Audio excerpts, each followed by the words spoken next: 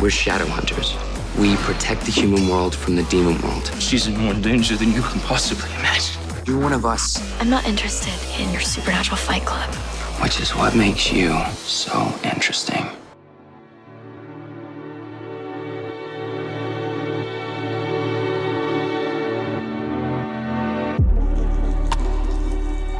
So I'll just kick it off. So this is Words About Books. I'm Ben. I'm here with Nate. And we're covering City of Bones by Cassandra Clare. But because we're doing paranormal YA romance after the Twilight debacle, I knew I was going to need to bring in some big guns to prove to Nate that this is like valid literature. So I've got two English literature experts here to help me explain to Nate why this is one of the greatest works of fiction in a generation. Oh, I hope that's not why you brought us on, because I think you're going to be really disappointed. The pressure's too much. I'm going to leave now. So we got Chantelle and Amy from Uncited. I don't know if you guys want to do like a quick introduction about your podcast, what you guys do, your history with Mortal Instruments. Sure. We run Uncited, an English lit podcast. We try to remember the things that we read in our undergrad, which is an increasingly long time ago, like a decade now. Amy's having an existential crisis. We were roommates. Now we live on different sides of the country, and we do this so that we can read books together every few weeks. And by read books, we entirely mean Chantelle does all the work and I'm the peanut gallery. We love the dynamic. I don't think Nate can relate to that. Not at all. not even a little bit, Ben. There's been some accusations here and there of scooping. Well, it's outrageous scoopery. Yes, Ben. Well, so this time I'm just doing some sort of post-scoop theft because you've already covered this book, and I'm taking your, I think was like 30 to 40 minute discussion, blowing it into like 3 times that. Well, we've got double the people, so I think we can make it work. Oh, I can stretch just forever if we need to. So I've done so much yoga. It's great. So when did you read City of Bones first? Was this in your undergrad? I read it in high school, like grade 11, I think. Yeah, I also read it in high school. It's been like 15 years for me, I think, give or take. So it's pretty far in my memory, but we recovered it like in the last year. So like it's far, but it's also like vaguely vivid. So did you guys get super into it? Did you read the whole Mortal Instruments series? Oh, God. That's such a big question because there's so many of them. I think there's 6 Mortal Instruments and then like an infinity of shadow hunters. I think we talked about this on our episode about it, where there's like the original 3 she was going to write, and then there's like a 4th that she did, and then there was like a wrap up the loose ends comic book, but she wasn't satisfied with that, so she had to write like another 3, and then there's like a prequel trilogy. And I gave up after I think the first 3, which were like enough. We can have some loose ends. It's fine to have loose ends, I think. Do the first 3, so we've only read City of Bones. Does the first 3 conclude like the Clary, I assume Jace romance? What did that piano ever do to you? You play it like you've lost your only love. Unfortunately, my one true love remains myself. Well, at least you don't have to worry about rejection. Not necessarily. No. God, no. Okay, so there's like the first 3 books, right? The like that kind of is like the main story. And then there's another 3 books to wrap up those loose ends. It's not even done in that. There's a whole sequel series Frick, that happens I in forgot Los about Angeles. the sequel series. And it also And has the some prequel loose series. ends. And the prequel series. This is Star Wars. And there are 2 God. prequel series. So there's what are they? So there's the Mortal Instruments, right? The 6 main series. Then there's the like Lady Midnight trilogy, which is the sequels. There's the Infernal Devices, which is the first prequel, and then there's like the Last Herondale half prequel series. Oh. And there's gonna be another one that's also another sequel. At some point, we gotta stop, right?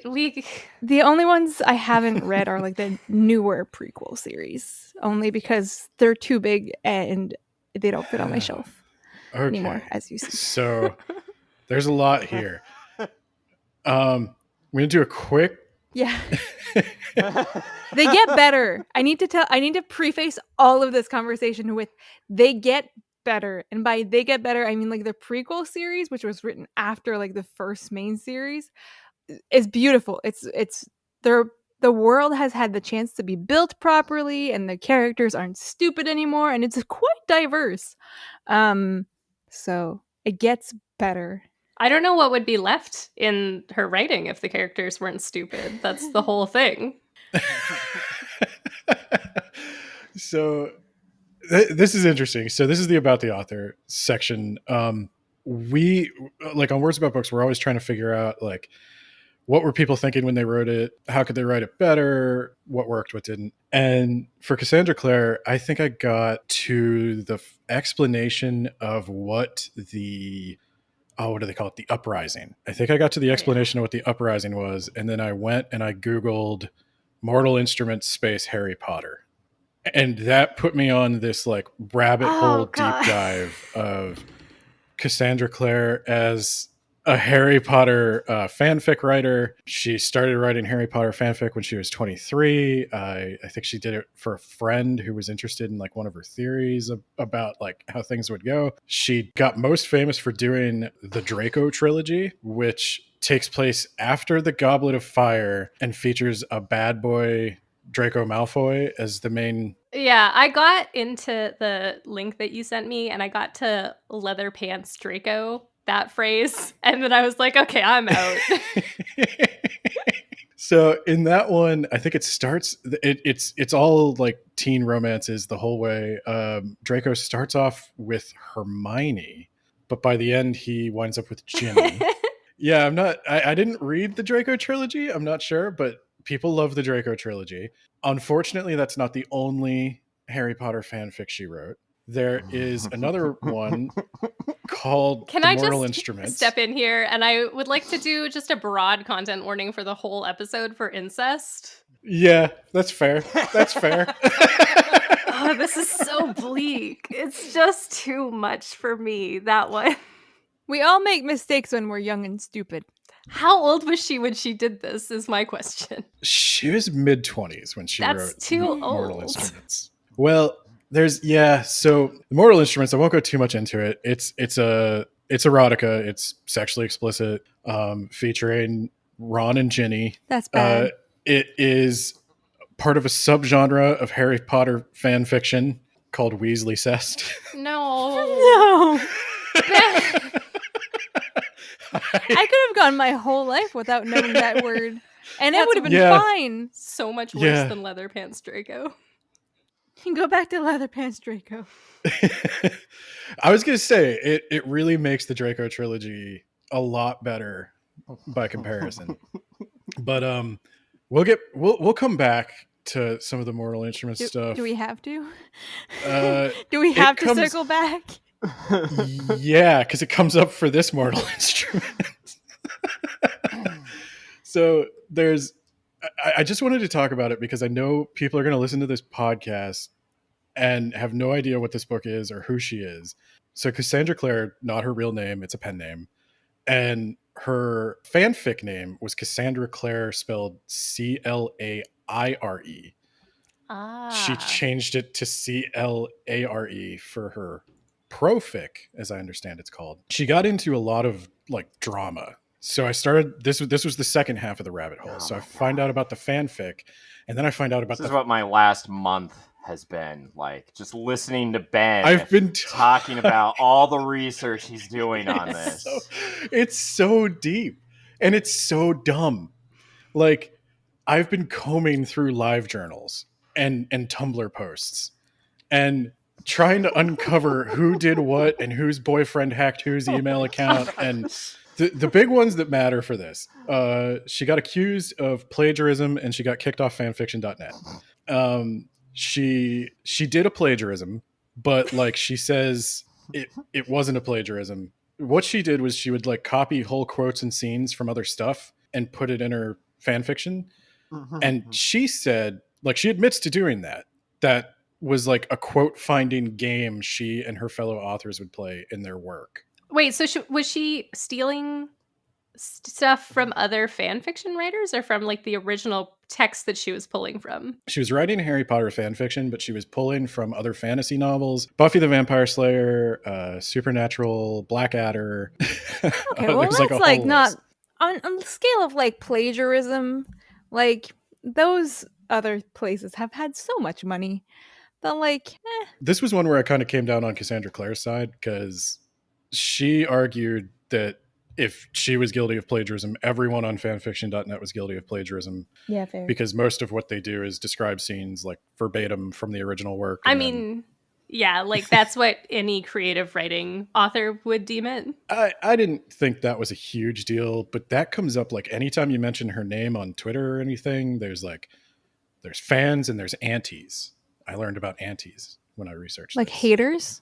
Yeah, like an anti-fandom. Frick, I forgot that this was such a big thing on Twitter like a month and a half ago. It's too much. So I'm not on Twitter.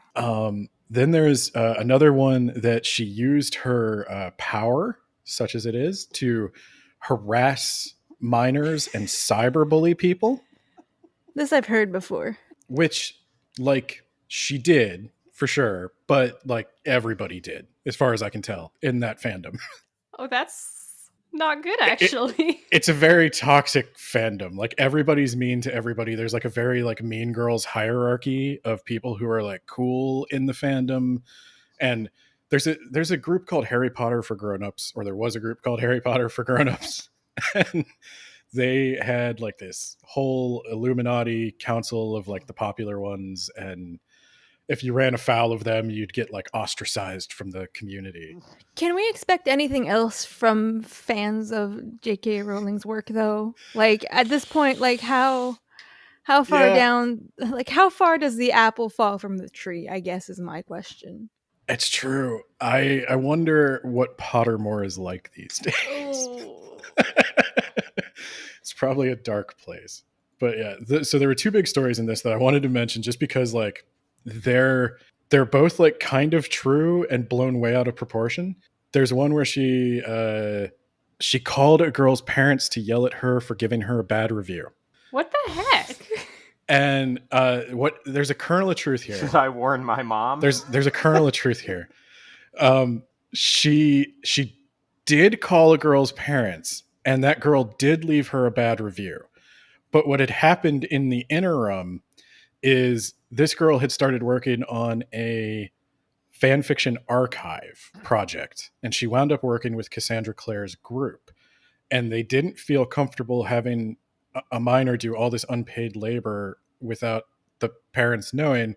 So Cassandra Clare asked for the phone number of the mother to call her and talk to her about this project and let her know what was going on and make sure she was cool with it. Jesus Christ. It was actually a rare moment of responsibility. Oh. And the girl has come out on podcasts and on Twitter and told this story that Cassandra Clare didn't yell at her, but then she got yelled at for ruining one of the biggest allegations against Cassandra Clare. So that was a whole thing. There's another one where Cassandra Clare tried to get a girl kicked out of her university. Did And she? Kind of. Not. I don't know. Like, I don't think Cassandra Clare herself did it, but there was a girl who ran afoul, and this is where like I can't parse all of the live journal stuff. They both sides have written pages and pages of conflicting accounts of how this happened. But what I gather is there was a girl who fell out with the Harry Potter for Grown-ups Illuminati. And she or her boyfriend hacked one of their email accounts. I'm guessing it was like they said what's their pet's name as their password recovery and told everybody their pet's name. And so they get into the person's email account, and then that person found out about it, and it logs the IP address, and the IP address came from a university.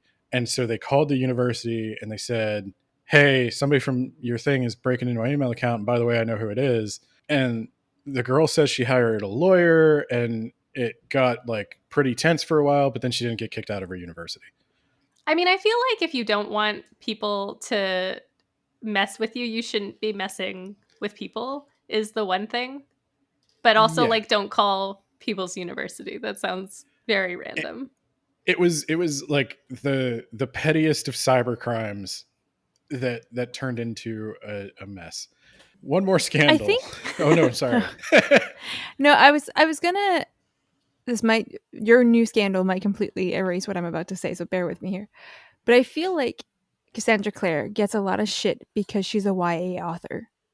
If she wasn't a YA author, if her primary target wasn't like teenage girls, then she wouldn't be getting as much shit for this shit as she is. Because we know plenty of male author who write for like male adults who have done actual shittier shit and they just get off scot-free. Oh yeah. A lot of this is like I'm gonna have something to say about that a little later.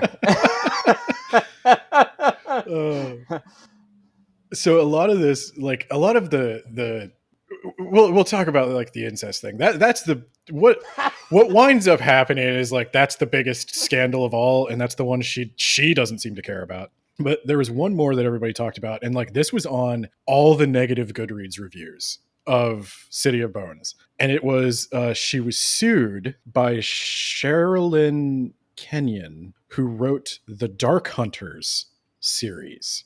That sounds suspiciously similar. It is, but there's a lot like so. Sherilyn Kenyon's not well.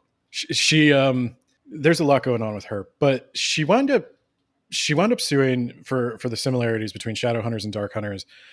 She sued for copyright infringement, trademark infringement, and the copyright infringement stuff referenced things like fell in love with a childhood friend and supernatural cops. Like it was very, very much like every trope of the genre she kind of tried to claim she invented.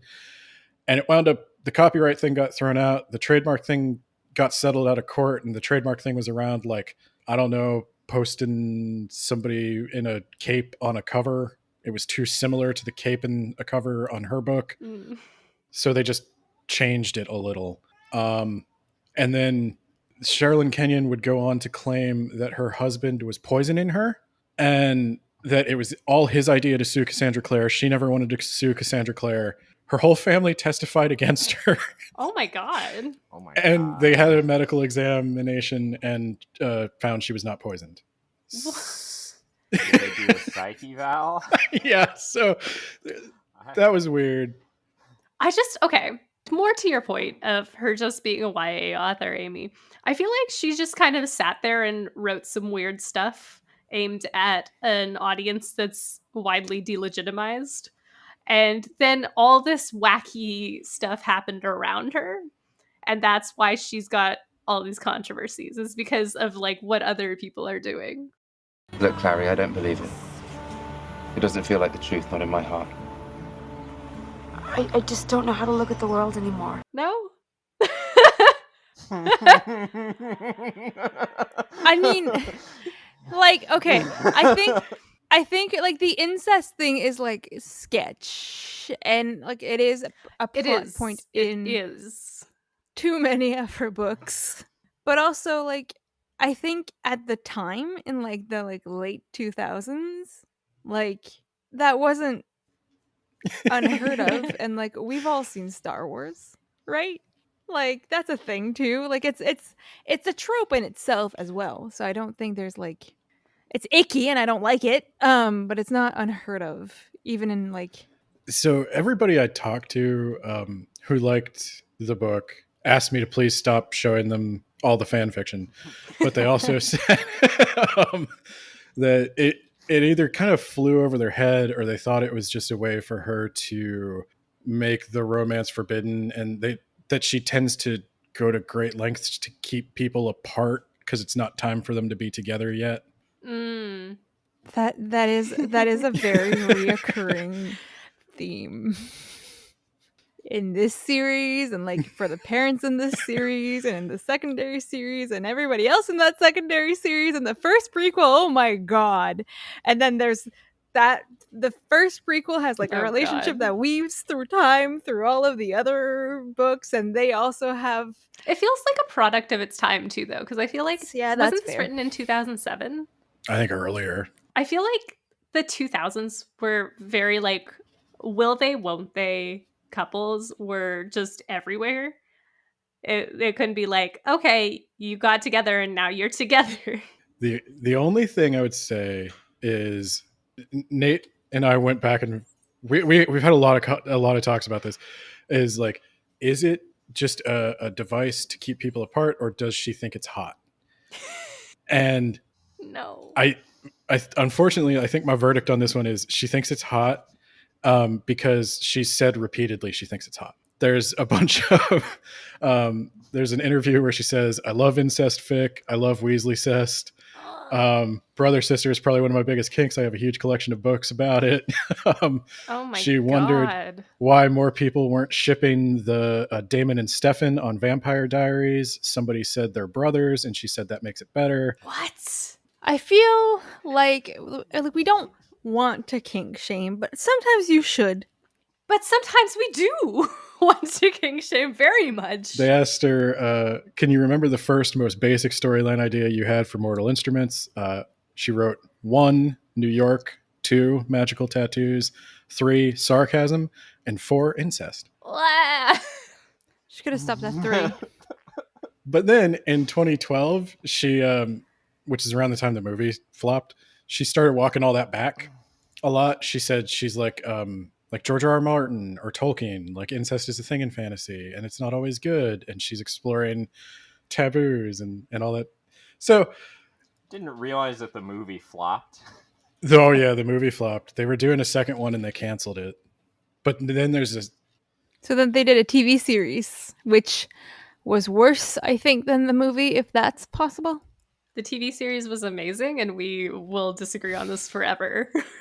So what are the differences between? I haven't seen either. What are I listened to that in your episode where you guys had very strong opinions about this. Hey, Editor Ben here. So at this point in the episode, you probably noticed that I've been editing in clips from both the show and the movie, which has necessitated that I actually watch a lot of the show and the movie. And I'm going to have to say at this point, I feel comfortable weighing in. And unfortunately, Chantelle, it is the movie. So in the movie, I feel like the characters are just, they're like cardboard cutouts of what the characters are in the book, and the characters in the book are kind of already cardboard cutouts. As opposed to the TV series. Fun fact, they got the lady who played Cersei Lannister to play the mom in the movie. I don't think that's related. It's just a bad coincidence. Oh, that's a really bad coincidence, and I didn't notice that. And like the first half is the book. It's pretty much the book, and then the second half they were just like, oh, we got to fit all this crap in here, and then they were just like, something with Valentine, something with a portal. Okay, we read the Wikipedia article, and here's a movie. And all 3 people that I went to that movie with walked out of the movie theater like, yeah, did they read the book? Are we certain? Because it's like, I don't know if it's fine as a movie on its own. Probably not. I don't know what the film merit of it is, but as an adaptation, it's not successful. No. I'm interjecting here because you're like, did they even read the book? And I'm like, did the people who did the fucking TV series read the fucking book? Because they took some creative liberties that were unnecessary in that fucking TV. They killed people who should not have been killed because they have a whole other plot line in other books. That's worse. I'd rather a cardboard cutout adaptation than whatever the fuck that was. Thank you to all of our patrons for voting on this, by the way. This is your fault. You started this feud between Chantelle and Amy. Remember, Chantelle, the first time we watched the first episode together, and we were all like concerned about the fact that Isabel just kept calling Alec You my mean brother the greatest because thing she that's couldn't ever find happened another in word television for him, history? Yes, like I do his remember name, that. for example. I distinctly remember you hilarious. not liking that part. Now you're like, it's better, and I'm like, no, read that book. They know that incest is a theme, and they like really try to head it off right away with Isabel and Alec in the show. I think that's what they were doing. She needed to say my brother I appreciate that. 100 times. Yeah, I think I saw somebody mention that the movie also tried to deflate that by having a scene at the end where somebody says that they're like in a private conversation says that they're not really siblings. Yeah, because that's like the whole point of the like series, right? And it gets like figured out more slowly in like the books, but I think they needed to like The make it a mainstream bit audience like they and needed parents to letting their put that teens go see. clear. For They knew that someone Yeah. is not going to sit there and read Yeah, a book with their which teenager. is fair. But they knew that someone will go and sit in a movie theater with their teenager, and they were like, let's sanitize this just a smidgen. I feel like we've already done the Star Wars thing. But I think it's also important because like one of the big part of like reading it as like a person who's like reading the book is that like at one point you figure out that they're not actually siblings because you have like the background gets told to you in the book, but like they don't know until like the almost very end. So you're here and they're like, oh, you know, I have these feelings, but I can't have them, so I guess I'm gonna date somebody else. And you're like, no, you're fine, don't even worry about it. And so you know it, and it builds up the angst within you at the fact that they're not siblings, but they think that they are, and you're like, you're fine, don't worry about it. I mean, you know that because you've read the series before. I feel like for me, reading it the first time, it was like, if you don't have the weird Cassandra Clare kink, then it's like heartbreaking. It's like they didn't grow up together. They didn't know that they were siblings at first, and they thought they fell in love. And then they found out that they were maybe siblings. And then they were like, oh, well, we can like never, ever act on this. This is horrible and we're disgusting. And Yeah, but it's easy to piece together when you read the book if you pay attention. I did see a lot of people Yes. in reviews, and my one friend talked about it, that she never believed they were siblings for a second. She thought it was some scheme from Valentine. Oh no, I did not see that. I just saw the like all the heartbreak and the self-loathing. I guess I'm just dumb. I'm a very gullible reader. That's fine. Well, I think there's no way to like know for certain other than it's just Valentine is like the sketchiest dude who's faked his death twice at this point. Lies repeatedly about everything.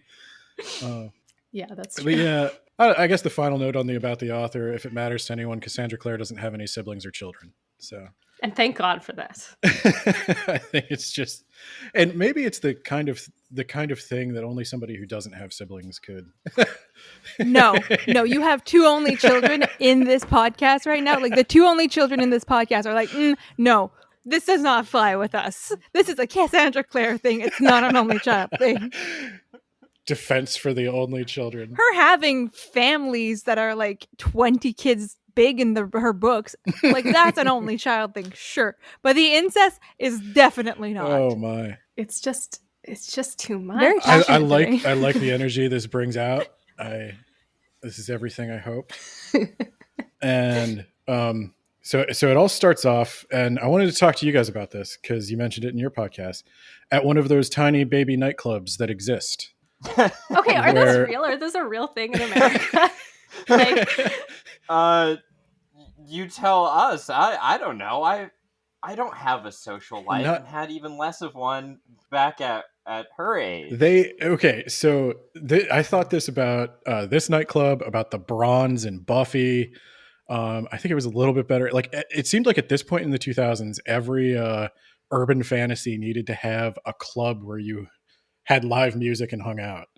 Like Yeah. Charmed had It's one. like a roller rink that they converted to have kids come hang out. So there are underage clubs, or clubs that have, usually there's a club that has like an underage night. And that is like the mark of a failing club because it's usually just like, yeah, we're selling alcohol to people. Okay. So what I picture with this concept is some like really old board of directors sitting around a table at this failing club, and they're like, you know what teen culture is missing? More opportunities to get pregnant. See, like we had like school dances, they were a thing, and like we had like out of school dances as well for like kids my age in my really small town. But like I thought that like having though, was but permanent. Like every Friday, you could go to like a different dance. It was like a New York American thing, not like a because I knew that didn't exist in Toronto and like or Montreal. Our middle school dances, every other one was routinely canceled because people kept bringing things they weren't supposed to be bringing, sometimes including dog poop for some reason. So that's a Midwest thing there. Where are you from? Is that what we call a hot dish? Oh no. No, we had it's definitely a thing in bigger cities where they'll have like an underage night, but typically it's like if a band is playing or something and that band probably has 18-year-old fans that want to come. But it's not something places like to do because I don't know what the drinking age is in Canada, but 21 here. And I will tell you what it is. It is 19, except in every other province, because they need you to be able to drive somewhere where you can drink if you're 18. Okay. Interesting. I want to talk about like the references, because there's a lot of references where she's trying to legitimize this with like literary stuff. Really? There's 2 epigraphs. There's one from Julius Caesar, Shakespeare, and there's one from John Milton's Paradise Lost, and in the original Latin. And then she also calls Oh no. Worse. And then she calls is Paradise Lost Latin? No, I don't know. There's something in Latin in there. And then she calls the club Pandemonium Club, which is the space between hell and earth in Paradise Lost. And that's where the demons are at. I'm sorry if I'm getting ahead of you, but I feel like she's trying to be too like literary about it. And I think that was like just a thing where they were like, this is a fancy book for fancy people. And I ate that shit up when I was a teen. It's catering to the audience. Yeah, for sure. I was gonna say, I have to admit, like I went in and I still like this book more than Nate does, but that was always going to be the case. I love Buffy. I love Charmed. I love all of those early 2000s high drama, angsty, paranormal things. And you're going to stop nodding now because I even like Twilight. But I was big into. Yeah, you did. I remember the day the Black Parade came out. I remember. I was there. There's even a TikTok of like making fun of elder emos where they just play the first note of the Black Parade. And my wife was listening to it. I had no idea what she was listening to, but they just kept playing the first note, and I was like, "Are they gonna finish it?" It was like a literal dog whistle for elder emos. I'm here for it. I like all that stuff, but that's like a whole trope of that like emo genre of like we were all pretending to be deeper than we were. We all wrote like bad poetry, and we've done a poetry episode like our poetry, and oh boy was I having a hard time. The darkness. The void. Yeah.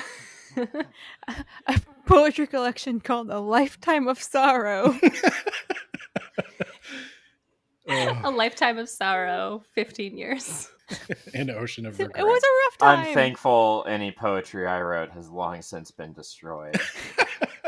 Lost to the ages. I can't imagine you writing poetry. Yeah, don't. As you sit there in your bejeweled sunglasses. So this is the famous scene where Clary and her friend Simon are there, her just friend Simon. And they watch a blue-haired kid get stabbed to death by some really sexy teenagers. And where's the line? What was that last part? Yeah, they're like 3 teenagers, and they're just like they're really cool and worldly, and like they act like they've been doing this for a while, but they're only 15, so that means they started when they were like 11. But she's the only one who could see them. They're invisible to everybody else, even the blue-haired guy who was visible to everybody else previously. So he gets stabbed and he like disappears. He's a vampire or something. And then they get kicked out of the Tiny Baby nightclub because they don't want the cops there. And the next day, she's going to go to a friend's poetry reading. See, it's all there. At a coffee shop. But her mom's freaking out. And she wants Clary and her Uncle Luke. They got to get the hell out of town. It's very foreshadowy. But Clary's not a foreshadow hunter. She's a shadow hunter. So she attends the poetry reading angrily. And right when Simon is about to confess his undying love for her, she sees that guy who murdered somebody last night. And she's like, I wonder what his deal is. I love how she's like, hot murderer, let's go see. Anything to get out of this Simon situation. Maybe I'll die. Maybe I I don't won't. blame her, you know? Yeah, but he's hot though, so it's Yeah, but fine. that's true. He is hot. Even though Wait, which one is hot? I think they're Who's both the hot. one? They're both hot. Okay. Okay, so Jace is like blonde, blue-eyed Adonis type of like hotness, and like Simon is like cute, nerdy, fun. He's kind of type. wearing like an oversized hot. polo, and he's got glasses on. But like if he took One it of off, and them he got some she fitted sees clothes, like a brother, and one of them is told to her is her brother. and she can't decide which Got is it. better. I feel like Yeah. the descriptions of the characters are also very fanficky because all the shadow hunters are like so hot. They're like so obviously hot. They're like the vampires in Twilight. And then Clary and Simon, who are like the normal kids at first, are, oh, we're just dorky and weird and nobody's gonna pay attention to us. And then everyone around them is like, oh my god, you're like so gorgeous. And they're like, what? Me? It's just, it's too. And then Simon becomes a vampire, and he's hot now. Like, Oh my actually god, hot does he now. really? He becomes a vampire. Then he's not a vampire because he drank some Shadowhunter blood. So he's like a half Shadowhunter vampire thing, and then he becomes an actual Shadowhunter. Oh my god. He goes to this whole academy, goes through a whole process. It's That fun. is very anime. I love that. You've got to get all the Thinking the techniques. same thing. He goes to hell. He goes to like the What? fairy It feels like there world. should be a separate book about Simon. There is. There is. There actually, yeah. The whole like Shadowhunter Academy thing is like Simon's becoming a Shadowhunter type thing, and his I friend didn't know dies about this. because he can't do. It's an ebook. Is there a City of Bones but from Simon's perspective? Oh. No, we don't Midnight go to that Bones. point. We didn't do that, so we're good. Oh no, don't never mind. No. Nate's next erotica. Yeah, there you go. I need to interject here. So Simon is in a band ish. Right. And he tries to like play some music this entire time, and he comes up with these like band name things, and they're like a running gag throughout the Mercy thing. Flush. At some point, they have to. So Simon becomes a vampire, then he like dies or gets sacrificed, and he loses all his memory for Claire to survive or something. Anyways, and she goes up to him, and he's like, "Oh, I'm in a band." She's like, "Oh, what's your band name called?" And he's like, "The Mortal No. Instruments." Oh. That's a pretty good band name, though. Oh god. It is a really good band name. And then she like realizes that he still has some memories of like their time together, because that's like they Yeah. talk about the Mortal Instruments with him. So he like brings it back up, and that's when they're like trying to like become his friends and stuff. And then he becomes normal and gains back his memories and becomes a shadow hunter, blah blah blah blah. I'm really glad that I didn't read the later. This really does books. sound. What are you anime talking or about? I'm comic sold book. on it. It's a lot of Anything fun. Like to I get think that- away from the incest elephant in the room is fine by me. That sounds great. I'm all about Simon's weird adventures. You could call it Simon's Weird Adventures, and I like it. That actually sounds like you remember when we were reading Marked, and there's that like whole Ashlyn thing going on in the background, and you're like, why is Ashlyn not the main character of this book? She's solving all the problems, and oh, that's perfect. Oh, also he ends up with Isabel in the end. I was kind of hoping I for kinda that. figured. Yeah. Yeah, they seemed okay together. If we're It's talking fun. about Simon, can we just also mention that like Cassandra Clare only knows how to write one type of normal guy? There's two types of guys. There's the like really hot magic guy, and then there's the normal guy who is always a guy with messy brown hair with glasses askew on the bridge of his nose. And that's Simon and Luke, Yeah. Yeah. Except Who Luke is in the- the TV series is played by the Old Spice guy. who is the guy best friend, who is also a Is he puppy really? dog. Who is a shadow hunter but then becomes a werewolf. A puppy dog. A puppy dog. Honestly, the side characters in these series are always better than the main characters. Also, Simon is Jewish, so like there's this whole like funny thing about like crosses don't hurt him, but like the Star of David does, which is kind of fun. I wonder like what the other rules are with that, like because there's like holy water and everything. Is it like he can't have potato pancakes? Latkes are outlawed. Has nothing to do with the garlic. Kosher delis can't go to them. That was a big sidebar. I'm sorry. No, that's a great sidebar. That's what I needed what we to know. do all the time. This is the thing. So part of the reason you guys are here is because after we got into the Jason Clary are siblings, Nate's like, I'm never reading another one of these. But now that I have this Simon thing in my back pocket, in all honesty, part of what I was interested in getting into, if I ever read another one, is how she improves as a writer, because there's a tangent I've been looking into that I keep mentioning, and I keep teasing this, and I never announce a release date for when I'm going to talk about it. But I've been getting into like web novels, light novels, not because I like them, but because I'm interested in that writing community, because a lot of neat ideas come out of it and people go mainstream. And this book is structured a lot like a web novel, where they go out, they do some stuff, they go back to the quest hub, they debrief, Yes. they go out, do some stuff, they go back to the quest hub. And that works in a web novel because the whole time, like you write your arc and then you release it and people are commenting and giving feedback, and you'll start planning your next one. And I feel like she was still easing into like traditional novel writing from the fanfic scene. So what happens, because I've read more than Chantelle has, so I have more authority here, is that so she starts out with this like very tight plot, right, of like Jace, Clary, there's the mortal instruments, Jocelyn gets taken away, Valentine's her dad, this kind of like tight stuff. But the community of Shadowhunter, the world builds up so big that like the amount of like interweaving storylines throughout the books gets really complicated and complex. So I would say that her writing got a lot better because she's able to keep track of all of those.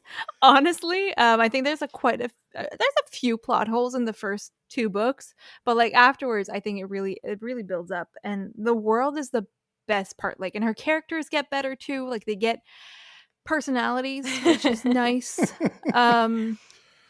And I think it gets better, but what I like about them is how quickly like they can be read, because they're not like hard to read. Like the sentence structure is not difficult necessarily, Yeah. but like the fun of the book gets a lot better, and there's less incest. Not no incest. There's more incest in the second one.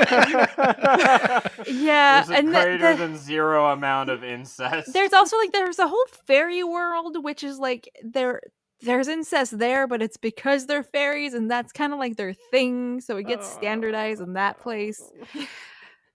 But like that's like you're like, oh, they're fairies, they're weird, everybody's related because they're all the same.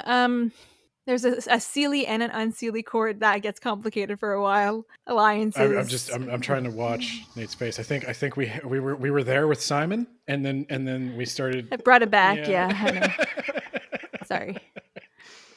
Oh, I man. don't think it's more weird than Marked. Ooh, a challenge. I don't know if that's the best yardstick here. Is she aiming for marked levels of glory? I like, as far as the character writing goes, all YA stuff of that time was still kind of finding its way. Like, Clary is the special. She's the Manic Pixie Dream Girl. Yeah, she's plain but gorgeous. She's clumsy but kills everything that she fights. She's got a special power that nobody else has. Yeah. She's so nice and kind, but also like her internal monologue is just constant douchebaggery. I'm going to jump ahead a lot here, but there's a scene where This whole thing, you know what? Just go read the book. I may summarize it, I may not. I don't know. But there's a scene where Simon and Clary are like at the Institute and they have this talk. And they seem to be really bonding, and they're talking about like all their long history together and everything. And she's like, okay, I'm gonna go take a walk or something. And she runs into Jace, and of course he's like playing the piano with his shirt open or something. And he's like, then she has this big deep talk with Jace, and they kiss. And she's like, why don't you walk with me back to my bedroom? And she just straight forgot Simon was in there. Next time, it might be a nice idea to mention that you already have a man in your bed so we can avoid such uncomfortable situations. You invited him to bed? I know, it's ridiculous, isn't it? We would never have all fit. I didn't invite him into bed. We were just kissing. My wife's looking at me like, this is literature. This is my work. I do make fun of you for reading Yaoi. But yeah, what was that? I feel like a lot of the plot things are like really contrived like that. Like there's no reason for her to forget that Simon is there, except she's a dick, and I'll get into more why she's a dick later.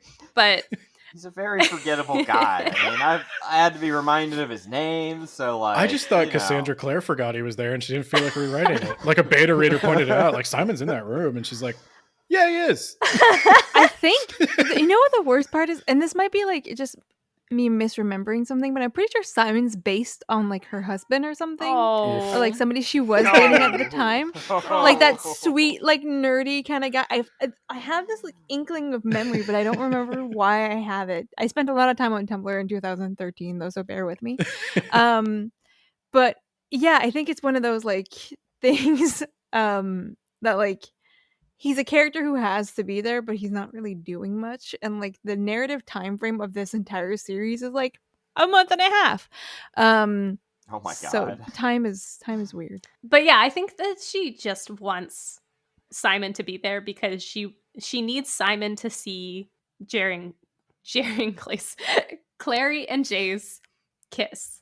So Simon you need to have a Jacob to set up the love triangle. But he's not. There can't be conflict without a Jacob around. I wanted to paint him as a Jacob, but when he first goes to the Institute, he immediately connects with Isabel. Yeah. And they like date. That was just to make her jealous, Yeah. Ben. I mean, he winds up getting jealous, but like he's primed to be jealous because it's like, okay, you're a normal man in this literal clave of superheroes. You know, what are you going to do? Like, they're not just all like hotter than you. They're better than you. Is it a good time to mention the word Monday? Mundane? And how like gross that sounds when you really want to say muggle, but you can't. Yeah. Yeah. I think Simon and Isabel, like they fulfill that like Ron, Hermione, Harry Potter, Ginny kind of thing going on, right? Like you have like the main friends, and then you have like the sibling who's kind of like there. Except it's like you have like the main two siblings and the friend, and then you have the other one who's kind of just there. Like it fulfills that like same type of dynamic, I think, in the end.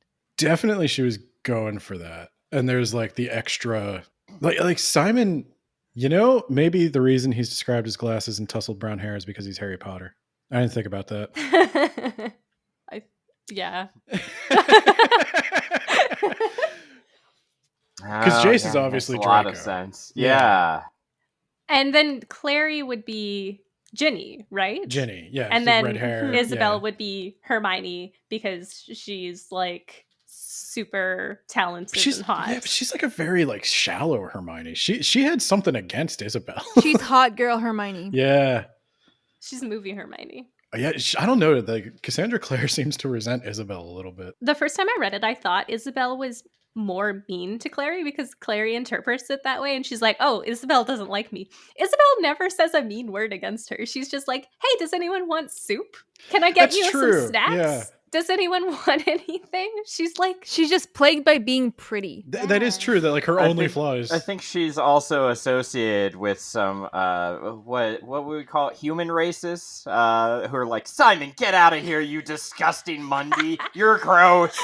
It's like, yeah, she's associated with them, so she kind of falls into that. But she's also the most accepting of him. I mean, I don't think any of them would date. She was the only one who cared that he turned into a rat. Oh, I forgot that. I Forgot he went through that path. Well, the only one of those three, I should say. Yeah, that's who true. cared. She didn't care a lot. She Yeah. cared just a smidge more. How about the Alec Jace thing? Okay. That's all I have to say about it.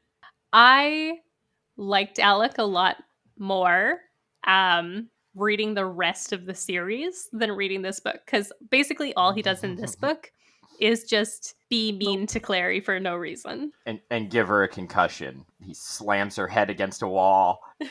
And I was like, oh. So Alec is Isabel's brother. His parents... My brother Alec. My brother doesn't have a dial. I love you, Alec, but you have a switch that's always on. Love you too. Jace's stepbrother. Yeah. Kind of also. Uh-huh. Yep. Really, no, what is with him? Walk with me, big brother. I'll explain it to you. Do I understand correctly that like Alec and Isabel's parents own the Institute? Or they like They're run responsible for it. So you've seen John Wick? Yeah. Okay, so you know like how each like continental hotel has like a guy who like owns it kind of thing, but it's like his hotel, but like he's kind of just appointed there. It's kind of like that. Like priests and bishops and stuff. Okay. So the clave owns it and then they can appoint whoever. Okay. Correct. So and then Hodge is there as like a research grant or something / prisoner. Yeah. Hodge is He's obviously like the hermit. The voice actor in the Audible book makes him sound like he's like 50 years older than he probably actually is. But you were not raised a shadow hunter, he said, and your promises mean nothing. Yeah. Yeah. I don't know why they went with that one, but it's like this. Well, it's because the narrator she had to do all these voices. She wasted like all the good male voices on Jace, Alec, Magnus, and Valentine. All she had left for Hodge was No, but She was looking at Alec instead. jumping back to Alec, and we can talk more about the audiobook because oh my god. But I feel like it's like the way you're describing it makes it sound more weird than it is. Because yes, they are like, I guess, adopted brothers kind of, because his parents take Jason as like their legal ward or whatever after his dad quote unquote dies. But it's like a Catherine and Heathcliff situation where they're like older, they're like teens almost when that happens. So they're like in the age when you start Catherine and thinking Heathcliff, about- you know that, right? So yeah, definitely. Heathcliff is like the prototype Garfield, right? That's who that is. I knew it. So it wouldn't be weird or stand out to me as much if it wasn't this author with already a whole lot of other incest thrown in. So it's just like one more thing on top. I'll give you one thing though. Within just the text of the book, throw out anything you know about Cassandra Clare. They do remark a bunch of times how weird it would be for Isabel to hook up with Jace because they're like siblings. Okay. Yeah. They're like the foil couple to like the main couple, you know? Like that would be weird. This isn't weird, except But I don't think they think Alec's weird. I don't think Cassandra Clare even read that relationship the same way just because it was, going to be a homosexual relationship. and it was very unrequited, so like it doesn't have the same amount of like, possibility. So it's kind of just I did laugh though. I think Jace just straight up tells him like, "Oh, we're like brothers." He brother zones Alex pretty hard. and Alec is like, but you're so hot.